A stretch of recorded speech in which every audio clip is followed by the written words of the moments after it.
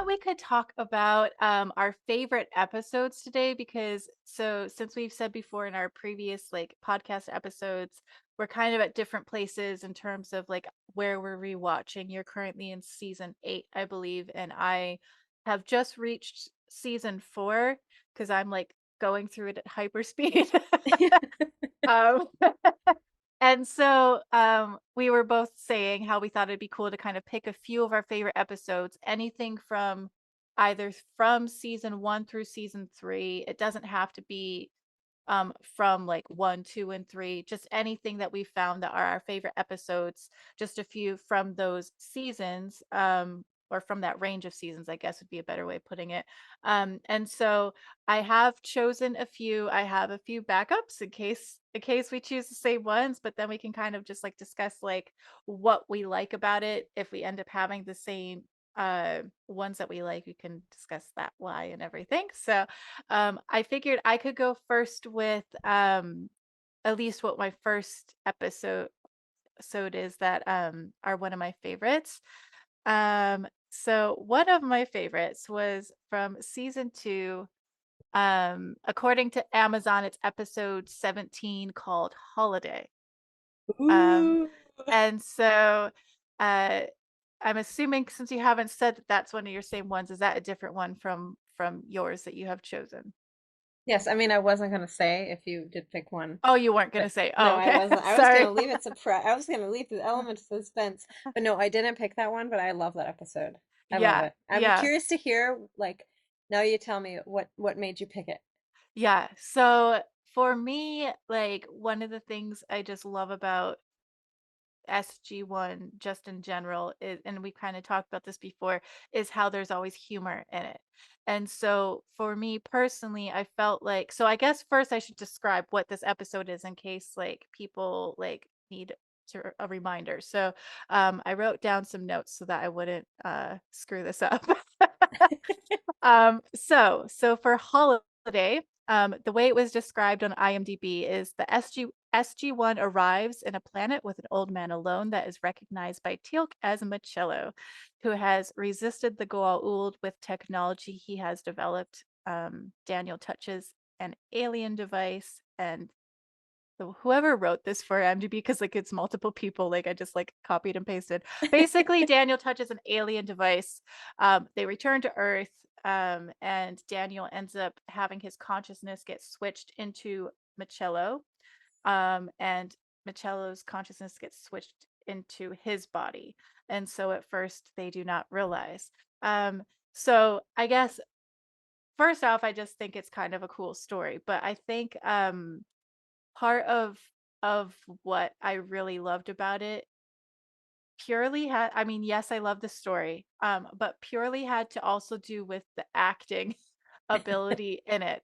And so one of the things that just like amused me greatly was Teal'c, like the actor Christopher Judge. And so basically what happens in this episode is they're trying to figure out how to help once they finally realize that Daniel is in Machello's body and Machello is in Daniel's body, like their consciousness or whatever. Like once they finally realize that, um, they're trying to figure out ways to help them get back, like trying to reuse the machine. They find out like they can't, like, so like they figured, well, I think it was Carter that said like they could test between what Jack O'Neill and Teal'c, test them using that machine because I think they went back and got the machine from the whatever planet was they got it from, and brought it back to Earth, and she had them test it to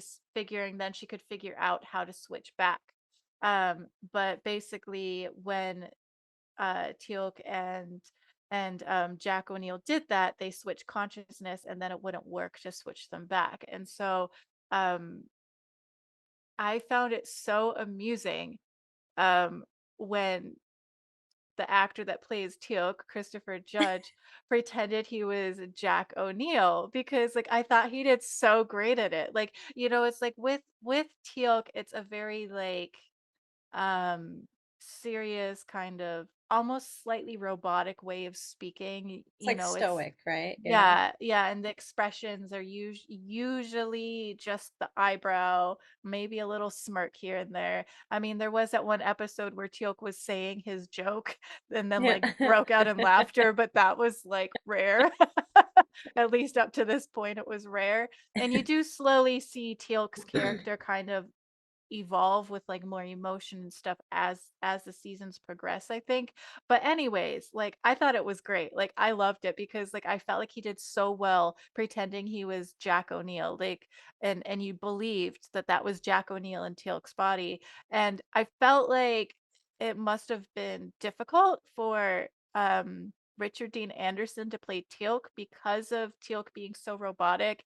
I felt like that wasn't as noticed. Like, it was hard for me to fully feel like that was Teal'c in Jack O'Neill's body, if that makes sense, because I felt like it was more of like he was pretending. I don't know how to explain myself fully, but it's kind of like when people act things out and like it's either you can really feel like they are that character or sometimes you can feel like they're pretending they are that character. And I just feel like that was probably a tricky one for Richard Dean Anderson to have because of the type of acting that's involved in that. I think anyone would have came across as it just feeling like a little robotic and weird, but like I think he did well with it. But my favorite in terms of who switched into who was Christopher Judge's character. So that was one of the reasons. And then and other thing was just seeing Michael Shanks go, you know, from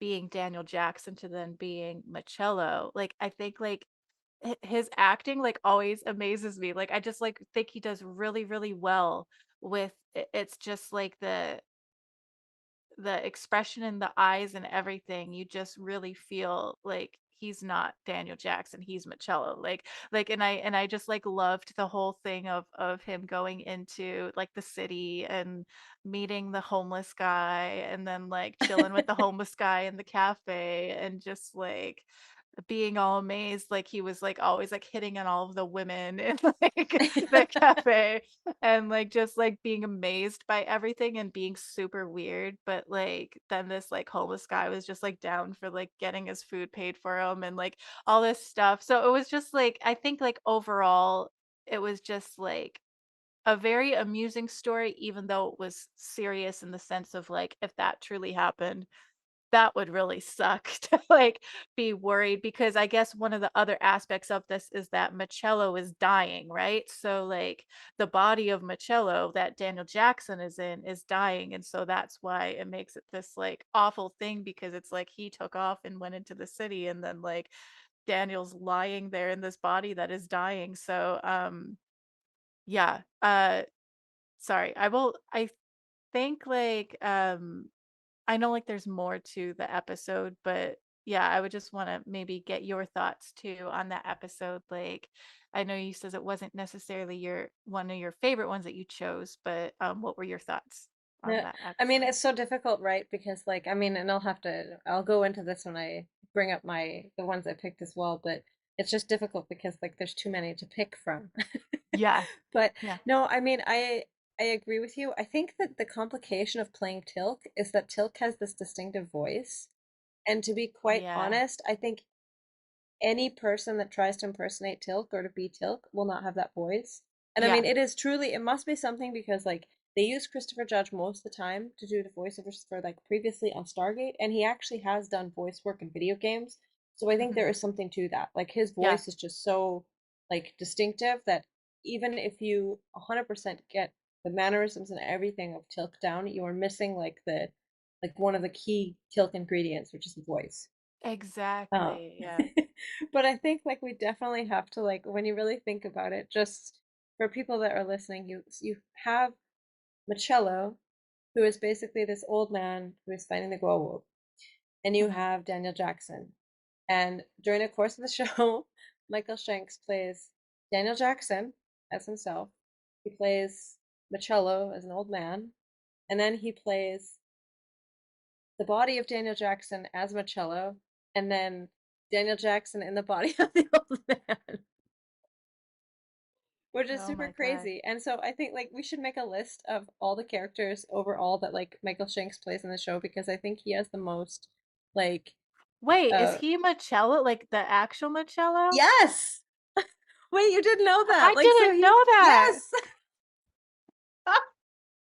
He's actually Thor too, by the What? way. But yes, he's Michello. He What do plays you mean Michello. he's Thor? What? Yes, he does the voice of Thor. Oh my god. Wow. That blows my mind. I did not know that. So now You you're know, even more impressed. yeah, I think there was like one moment like when he was lying in the bed as Marcello's like body and I I was just like, "Huh, he kind of seems like Michael Shanks like but like I just thought that like that was the actor just doing well with like yeah, that's Being really Daniel. yeah. Yeah. That's amazing. Like I did like the way they did like the prosthetics and everything and like I wouldn't have known. Like it looks nothing like him. So that amazes me. I did not know that. Whoa. Mind blown. Yeah. So now you see it's actually even more impressive than you thought Yeah. Yeah. because he has to. And I mean, I guess there's also this like, do they not maybe jog my memory because you've been like looking into it, but in this episode, is it not also where at the end when they're kind of they finally figure out how to actually swap the bodies back, that Machello is kind of hesitant about it because he knows he can fight the Goa'uld and he doesn't understand why they won't just sacrifice one person to Yeah. continue this fight against the Goa'uld. So is that what happens in this at the end? If Yeah. I remember. Yeah. Yeah. I was just looking because actually have a whole thing that talks solely about Marcello that's like it mentions stuff. I was just double checking if that's what it was, but I'm pretty sure. Like if I'm remembering correctly, I do remember him being hesitant, and just like being like totally okay that like Daniel Jackson is like being sacrificed, you know, like his Yeah, consciousness is being sacrificed and he almost just doesn't care. But then I think what kind of changed his mind for them to fix the issue was because I think it was Carter or someone that said to him like something along the lines of, well, you're just being just as bad as the Goa'uld if you're taking someone else's body and like refuse, you know, not giving them the true. choice. And so it was something along those lines of, and then that made him like realize. And so like it was a weird thing where the way the device was created, um, he wasn't able to go back. So then there was a weird way they had to do it, where it's like they had to go through multiple people to eventually. I never fully understood that to be honest, because I was confused why they can use the device. Um, oh, maybe because it's the same person.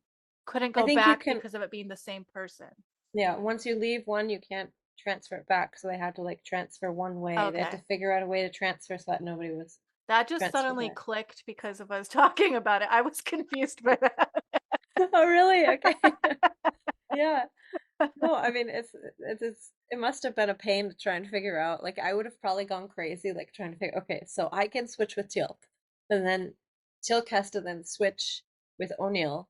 And then he has to switch with Carter. And like I would have been like it would have broke my brain. Like that's Do you ever so wonder if the writers confuse themselves? It's like they start off like yeah, it's like writing this idea and then they just get confused. yeah, and I was like, oh no, actually that doesn't work. Teal'c has to then switch with Dr. Frasier, otherwise there's somebody will have to go back. But yeah, no, I mean, figuring out the logic of that must have been fun. But I Yeah. also really like that because I think, I mean, that seems to be like a recurring kind of theme in, I mean, in Stargate that like was that they always bring up, and I think that's that whole like thing of like, oh, we don't sacrifice a life or we don't leave people behind, and I think that kind of comes through a lot. And Yeah. um, yeah, so I mean, I think it's kind of a nice, interesting balance in that there's humor in it and it's actually really lighthearted, but like it kind of highlights, some of their morality and some of the things that are important to them, especially by the Yeah. end. But Yeah, and I think, like, with this episode in particular, it's kind of like the whole thing feels kind of like you says, humorous, but then that's where it's like when they suddenly start talking about, like, certain things. Like, I can't remember what the specific line was, but there's, like, a scene with, uh, Daniel Jackson's character that it's Michello mhm. inside Daniel Jackson. It's like hard to explain. Um, so basically it's Michello inside Daniel Jackson talking to the guy in like the diner or cafe or whatever it is. And like it's kind of like I remember being like highly amused by it all. But then there was something he says where suddenly in his eyes, like he just looked like kind of crazy and like Yeah. really like serious. And uh kind of scary actually, and then you realize like oh shit, like this is serious. Like Yeah. it's like I feel like Stargate does a wonderful job of like lightening up the seriousness to make it palpable, if that makes sense. It's kind of like that, like that's what I think really made the show last so long, and hopefully if everything works out we'll continue on. Woo. But anyways, so what was your one of your favorite episodes? Okay, so I will have to say first before I say my episodes is that I did give myself some restrictions. So Okay. I did not choose two-parters because I Okay. think that's a bit unfair because otherwise like I would have easily picked like a two-parter, and so I felt like okay, I will leave out the two-parter. Maybe someday we can do another favorites thing where like I don't know, it's like only we pick only from the two-parters, which would be kind of cool.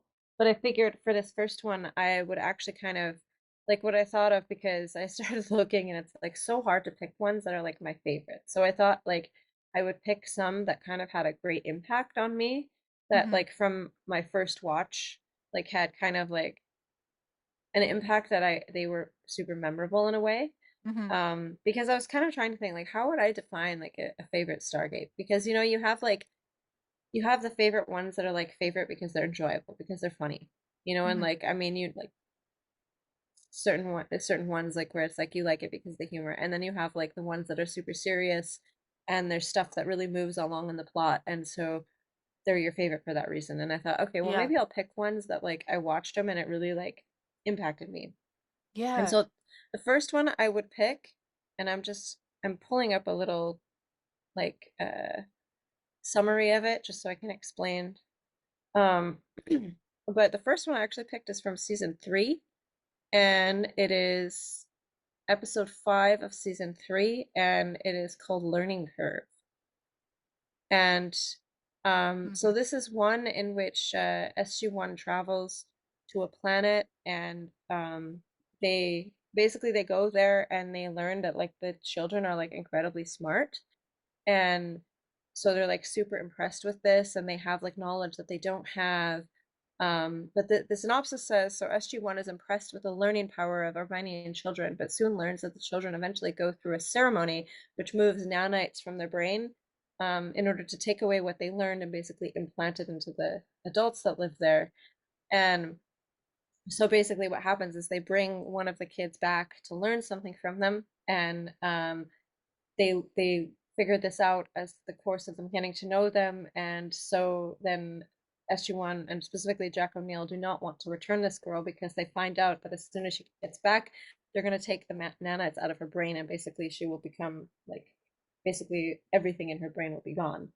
Mhm. And basically the reason that it kind of like I found it so fascinating is because I know that there are a lot of episodes where like they come across a people and they're like kind of they do something in a different way, but it ends up that like you know this very typical thing of like you know Western media where like they meet the other people are doing something you know quote unquote wrong, and they introduce them to like this the proper way to the quote unquote proper way to do it that is like you know, and I think that that also paralleled like the sort of the politics of of the U.S. at the time, like Yeah. that they would go and they would feel like oh your culture is doing this thing wrong, so you know you have to learn how to how to have our Yeah. system.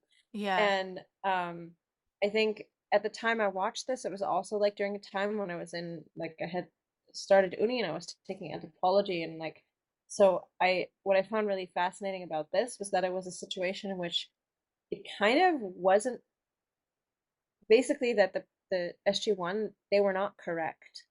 Like, and they were not made out to by the end to necessarily be the heroes. And so what happened is that in the end, um, Colonel O'Neill actually took the girl before she was to be brought back. And I think the rest of them were going to actually return her because they got to the point where, well, this is, I mean, this is how their society functions, and how can we say, because Yeah. it's such a complicated situation, right? I mean, Yeah. basically, they needed all that knowledge, and Yeah. so this is how they get it. And so basically, he took her and brought her to a school where she played on a playground and drew something. And I mean, in the end, he brought her back. But what he did basically is, because she had all the nanites in her brain, she learned how to learn, like how Mhm. to actually learn rather than obtaining it through like the other way. And because of that, when her nanites were put into all the adults, they learned about this. And so then the the children who would go through this procedure where they would have the nanites and the nanites would be extracted, they started to, after that, begin to learn.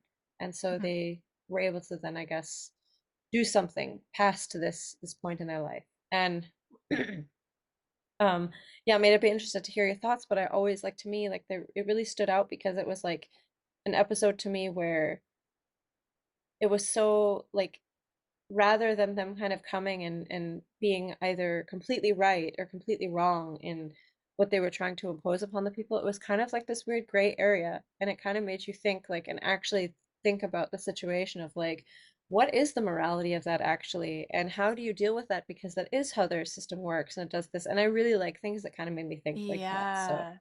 Yeah. No, that's a good one. And that's like, I think, yeah, exactly. Like, I think, yeah, that episode was really good, and for exactly all the reasons you were saying. It does really make you think because it was like I would find my mind, like, my thoughts on it going back and forth. It's like at first I thought, "Oh my gosh, how could they do that to all, like, the kids of their planet? Like, they're not getting to be kids, like, they're not getting to have fun, like, everything's all about, like, what knowledge can I absorb? What can I learn?" And then they're suddenly back to, like, an infant state, when all that's taken away. And, like, I was thinking that was, like, borderline abuse. And then but then you see how happy, like, the what was the girl's name that do you remember the girl I that believe her name was Marin. Marin, okay. Marin. Yeah, like, you see, like, how proud she is to have access to all of this knowledge, and all this knowledge she'll give to her people, and, like, she was, like, really happy. And I forget, like, I believe in that wasn't, like, she w like, the only one that had, like, this mass amount of knowledge compared to the rest, like, she had gathered up for a little bit of a long time, like, like, because I think, like, when they're questioning the adult on the planet, he was saying that, like, everything would be lost if they didn't receive, like, her knowledge and stuff, like, and he made it sound as if she was the only one that had a certain length of time of that kind of knowledge. Like, I know, like, there was the other kids that collected knowledge, but it seemed like she had more, if that makes sense. Or in a different thing. Like, I think she was the specialist of the, specifically the Nakoda reactor. So she was Oh, yeah. specifically the specialist in that, and I think the other ones were probably specialists in other things, which is why they were able to. I have to say what's really funny is that you mentioned, like, because, like, okay, first reactions are interesting, and you mentioning, like, your first reaction was like to be kind of more like, I mean, not upset, but like like, and not judging, but like more kind of appalled at the fact that the kids were kind Yeah. of forced to learn. From my perspective, my first, like, reaction, I remember when, like, before, like, when you kind of go through it, when you first find out, I was like, "Oh my gosh, but that's so not fair. They're taking away all her knowledge." Because, like, when I was thinking it, I was like, "I would love to be that kid." And I would not want my knowledge taken away. And so it was funny that, like, that is the part that I reacted to, where I'm like, "How could they do that?" And you reacted to, Yeah. like, "Oh, she can't be a kid. How could they do that?" Yeah, yeah.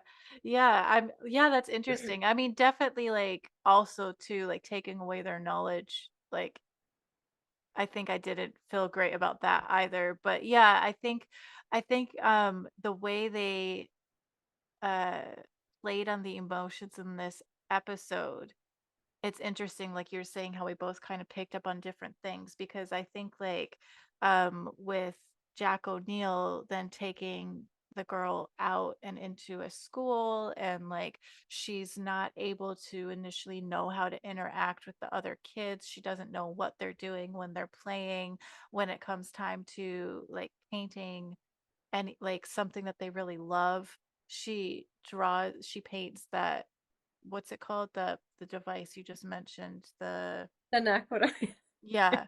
She draws that like very detailed. And then like he rips that off and he's like, no, no, draw a flower, like paint a flower and like paint these flowers, and like um to me as like from like I guess like a parent perspective, I thought, "Oh my gosh, that's so sad." Like she doesn't know like how to just like relax and like paint something that she loves and just like it doesn't have to be perfect. And so it kind of like reminded me of um like in the real world, like when you have like those like stage parents, like Oh where like yeah. they're pushing their kids to basically be adults before they're adults and they get mad at them and things. And I know it wasn't the same thing, like that was very different, but I think that's what triggered that feeling in me, is it reminded me Right. of that. Yeah.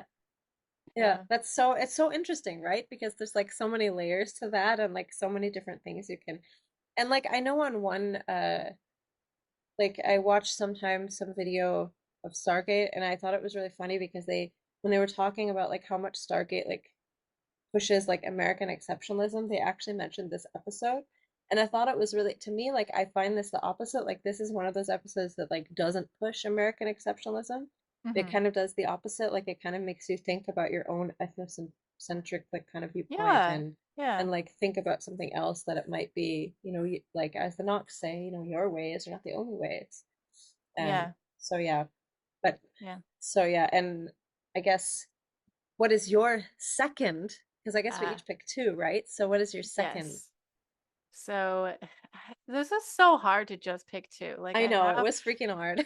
like the way I did it was, since I've just reached season 4, I'm kind of closer to these seasons that we were choosing out of, right? And so as I was watching, I would just, to remind myself, I would type like if there was an episode that for whatever reason I just really enjoyed, I would type in a little note like, oh, this is one of my favorite episodes. So I basically kind of just looked back at my list and then I chose two. Um, and it was hard because like there, but I guess I kind of took the approach of finding ones that were very humorous. And so the other one that I chose that I really liked was from season 3, Uh-huh. episode 16, Ergo. Of course, it's a classic. And my kids rewatch that one all the time, just so Oh, you know. So, really? Oh my gosh, I love that one so much. Like the actor, what's his name? Dom DeLuise.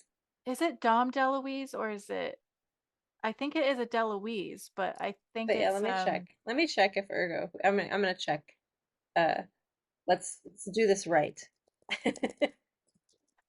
or is it like Peter, because I thought it was Dom DeLuise, but I swore like, oh, it is Dom DeLuise. Yep. Is it okay? Okay. Yep. Okay. You got it before me, but yeah, no, Peter I think is the director, which is also weird because then there's later in the show a character named Pete who is played by a different DeLuise, and Oh my gosh. maybe we should do like the degrees of DeLuises involved in Stargate at some point because that's kind of funny.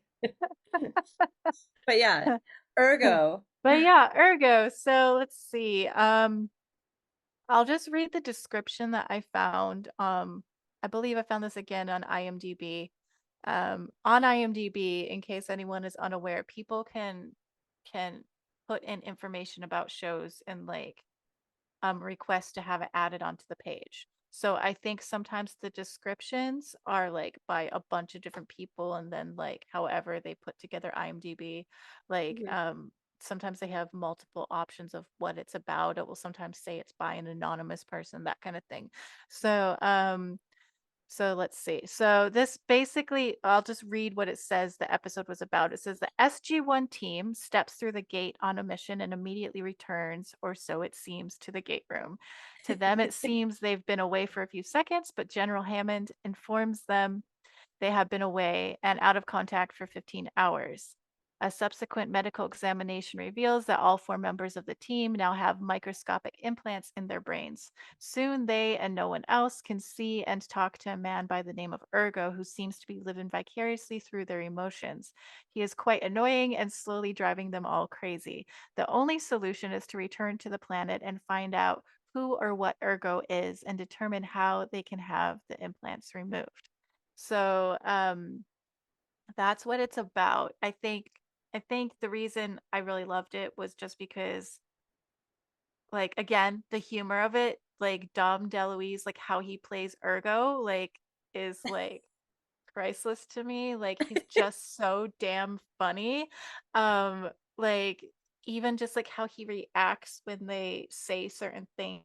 Like I think there was one time when like they're discussing amongst themselves like how they need to get rid of him or send him back or like how to do that, and like Teal'c said something and then he looks at Teal'c and like he like imitates exactly like a little kid would, like what he said, like but says it like in this really like, I don't know, like patronizing kind of way, and like he's mad at Teal'c, and then like Teal'c just like looks at him and raises his eyebrow and like and it's just like the whole thing is so funny, and like then like at the same time he's like, to me he's a very lovable character because he kind of reminds me of like a little kid that like he just wants to have fun and do something fun and not be bored, and like he makes them all like so hungry all the time. And so like they like really want to eat, like their senses are heightened, so like how they taste food like is height, like the taste they like get like is heightened, I think. So everything tastes really good and they're all just like really hungry, and like um yeah, just like the whole like vibe was just really amusing to me. And so I think that's why I chose it. And I guess also to mention, so there was Ergo, which was the guy that they were all seeing that was kind of based off of the thing implanted in their brain. And then there was the creator of Ergo, who was Togar, right? So good. And Togar was played by the same actor, but like and then how that episode ends is they end up implanting Ergo into Togar, right? So that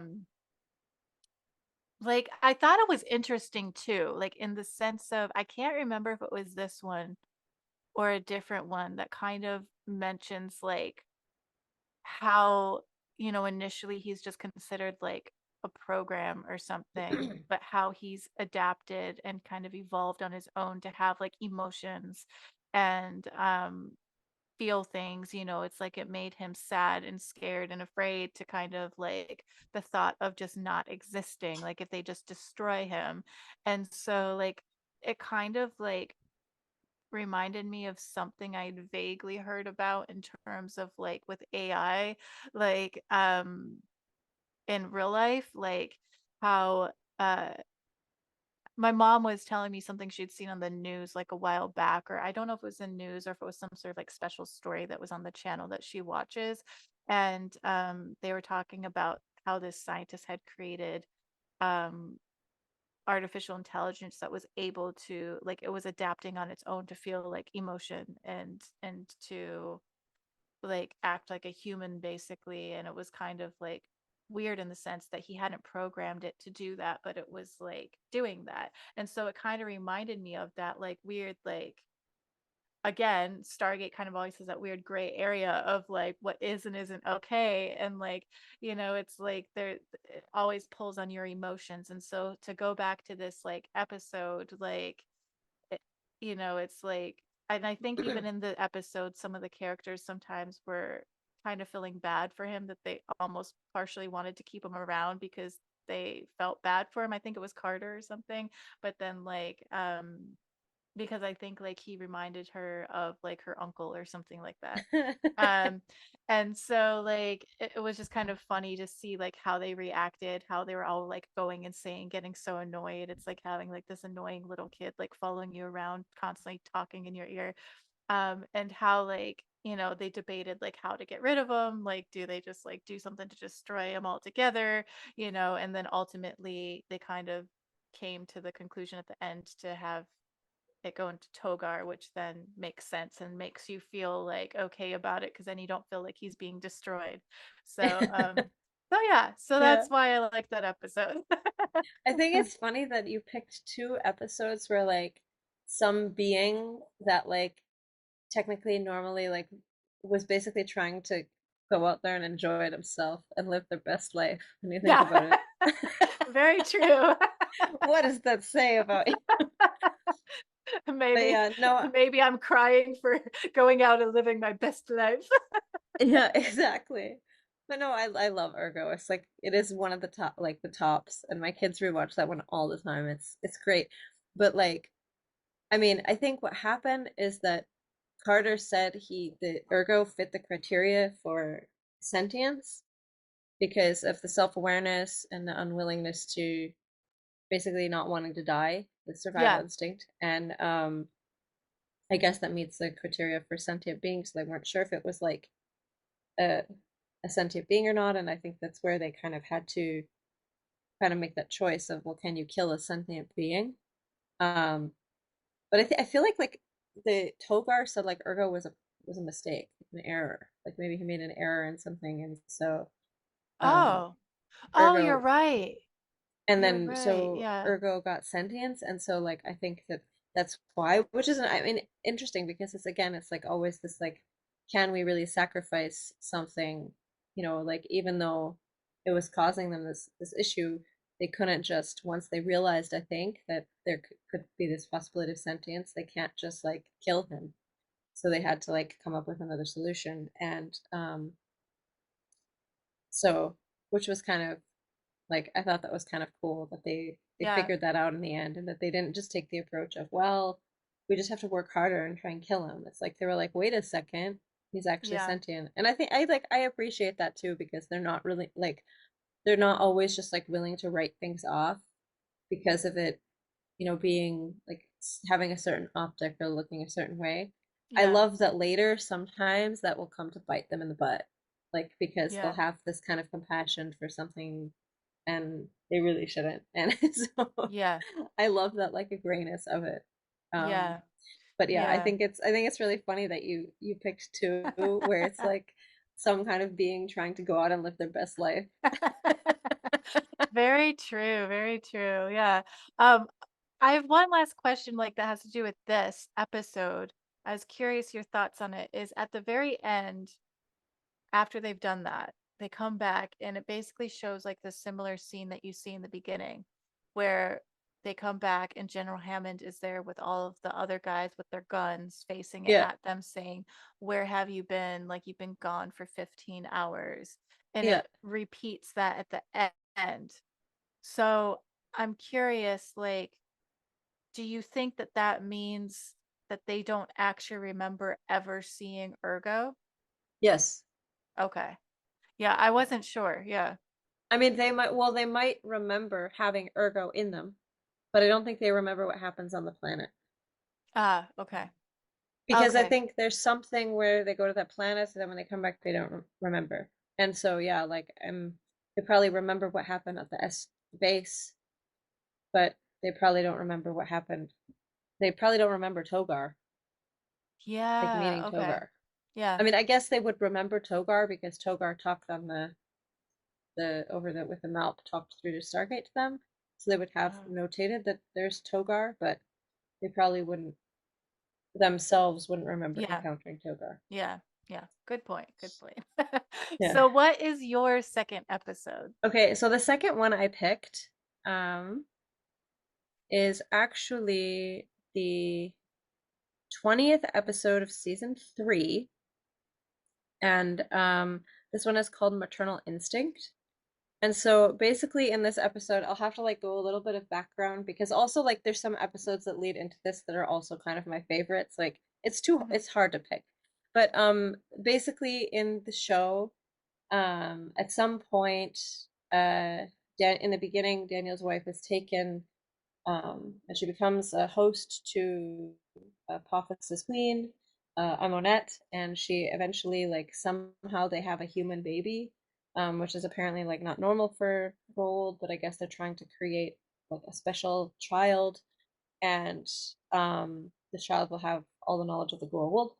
And but what happens is that when the child is born, the child doesn't actually end up going with the Apophis, because I think like Shari is on the planet and like she ends up going with her dad when she's pregnant. Somehow the goal was suppressed. It's like this really sad situation because for a short period of time she's back to Shari, but then she ends up being back to Emonette. And but anyways, what you find out is that the kid doesn't end up with Apophis, but the Apophis and also like does want to locate this child, which they call a Harcesis, because of course the child has all the knowledge of gold.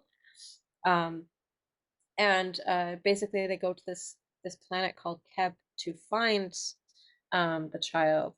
And what I love so much about this episode is that like Keb is basically like this sanctuary place. It's like it's almost like what you would imagine like some kind of like a Buddhist monastery or a place of like yeah, enlightenment that you go and exactly, yeah, you kind of like um and so they go there to basically locate the Harcesis, and basically Daniel ends up being the one to go into the temple to kind of try and locate this child, but instead he's like met with this monk that basically just spurs nonsense at him and yeah, like all yeah, these like Zen koans and weird stuff, and he I mean he ends up like really getting into it and trying to understand, and he thinks like he's doing stuff with his mind and all these other things. And um why I kind of put this episode up there is because this is the episode where it introduces ascended beings, basically, because you find out about Omotasala, who is an ascended being, and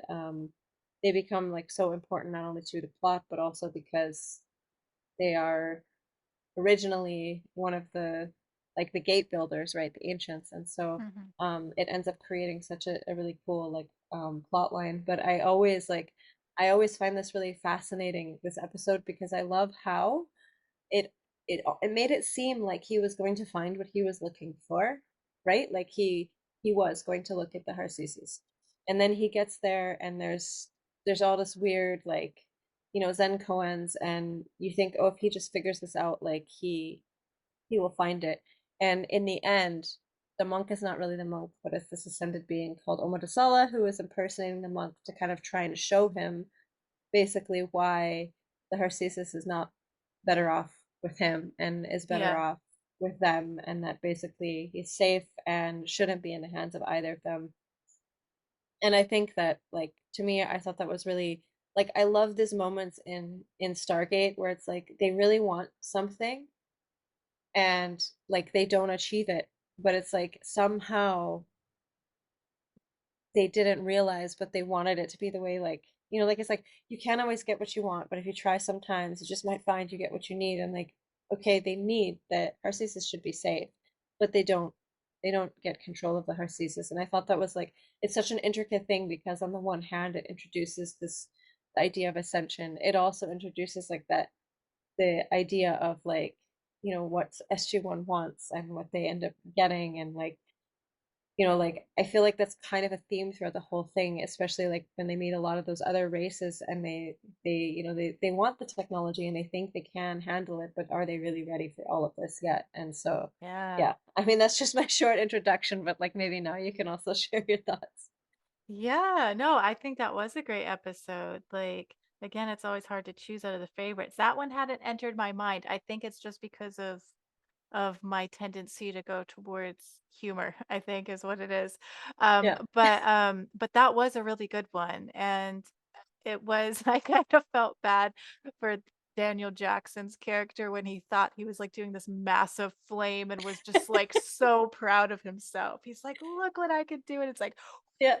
and it's like that he realizes, that that wasn't him at all. And you do really think like throughout most of the episode that he's achieving this like inner wisdom that is allowing him to do these things that are going to then show his worth to be able to find the baby basically. Yeah. And so like um it isn't until like the very tail end that you find out the truth of the whole episode, which even just from like sorry, I always kind of like think of things from uh like the creators like the director and the editors and all of that. For some reason my mind always kind of goes into that mode of like wondering like how they approached it like and things like that. So I know it kind of takes it out of the episode a little, but I can only imagine like how with editing like that episode, like I kind of think like it must have been like really tricky to make sure that it was edited in a way that allowed us to view it in the way that we did, if that makes sense. Because it wasn't until the Yes. tail end that they really kind of show what was really going on. And I can imagine both with the script and with everything, it all had to tie in a very specific way to help the audience to understand like how they were wanting the story to be perceived. And so I do find that kind of fascinating. But again, like I'm always kind of like talking about episodes in a way that kind of pull away from the storyline. I don't mean to do that, but like it's just kind of where my mind goes. But yeah, I agree, like with everything you were saying, you've described the episode and all of it so much better than I could. um, and yeah, it was just a really good episode. And it does make you think, and I like how they um have it that it isn't always their initial thing that they go to try and do isn't always the right thing, and then sometimes they come around to realize that.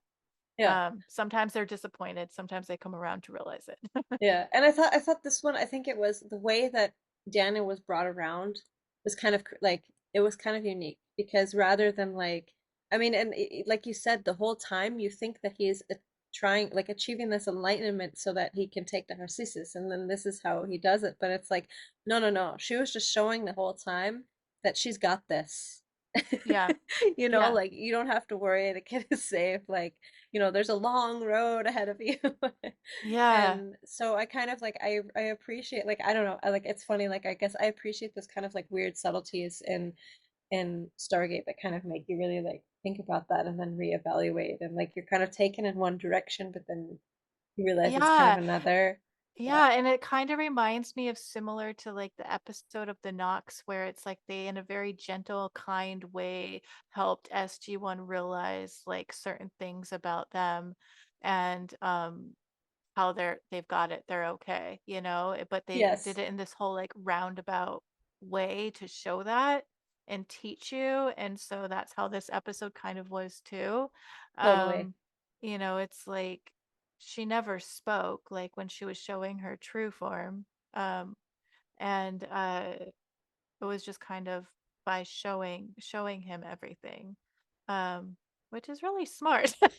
Yeah, you know? exactly. I mean, when you think about it, because like a lot of times, like if you just tell people stuff, I mean, look, like even the Knox, they did try and say, "Oh, we have our ways," like, and you have our ways suit us, and it's like, but like they didn't listen. They're like, Yeah.